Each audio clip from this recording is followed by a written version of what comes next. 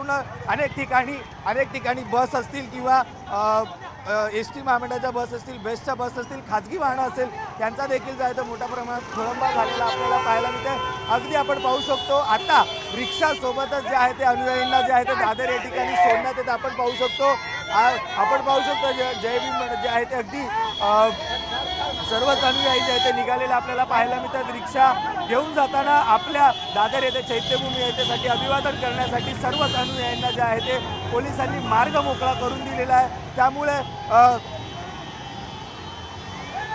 सोडलं तेच आपण पाहू शकतो अनुयायी जे आहे ते मोठ्या संख्येने जल्लोष करताना किंवा आपला आनंद व्यक्त करताना जे आहे ते मार्ग मोकळा करून देताना पाहायला मिळतंय।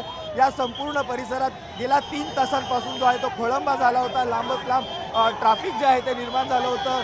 त्यामुळे आता पुन्हा एकदा जे आहे ते मार्ग मोकळा करून किंवा रिक्षांना जी परवानगी पोलिसांकडून नाकारण्यात आली होती ती परवानगी जी आहे ती देण्यात आलेली आहे। म्हणूनच कुठेतरी अनुयायी जे आहे ते जल्लोष करताना आपल्याला पाहायला मिळतात।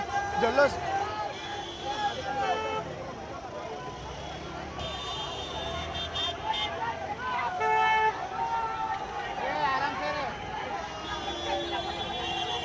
हा जल्लोष करतात, पोलिसांनी परवानगी दिली आहे, जोडा लवकर।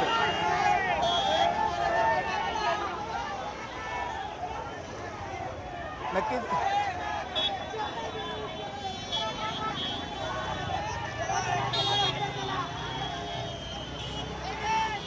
हॅलो अगं घे ना, जोड ना, गाड्या सोडल्या, जोडा। हा रिक्षा फोकस जरा, रिक्षा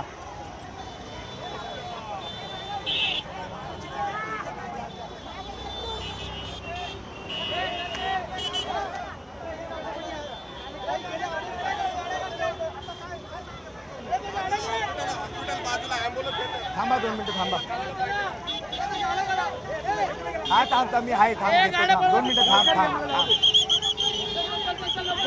नक्कीच आपण पाहू शकतो मार्ग जो आहे तो मोकळा करण्यात आलेला। पोलिसांनी रिक्षाला देखील जो आहे तो मार्ग मोकळा करण्यात आलेला। काय सांगा? अहो जर पहिले त्यांनी जर निर्णय जर घेतला असता तर एवढा पब्लिकला त्रास झाला असता का? ह्या लोकांना गव्हर्नमेंटला एवढं माहीत नव्हतं का? हा काय छोटा दिवस आहे का? मोठा डॉक्टर बाबासाहेब मानव आहेत, त्यांना हे का जाऊ दे। काय सांगशील? अगदी सोडण्यात येते दादा आमचा आज दिवस कुठला काळा दिवस। हे जर रस्ते वगैरे बंद करणार तर आम्हाला हे पटणार नाही। आमचे बी सगळे अनुयायी लांबून आलेले आहेत, ते सर्व तिथे गेले पाहिजे आमच्या दीक्षाभूमीला। हे असं करणार तर आम्ही मैदानात उतरू शकणार। जय भीम। नक्कीच आपण पाहू शकतो जो मार्ग जो आहे तो मोकळा करण्यात आलेला, त्यामुळे कुठेतरी एक आनंद किंवा जे आहे ते व्यक्त करताना आपल्याला पाहायला मिळतात।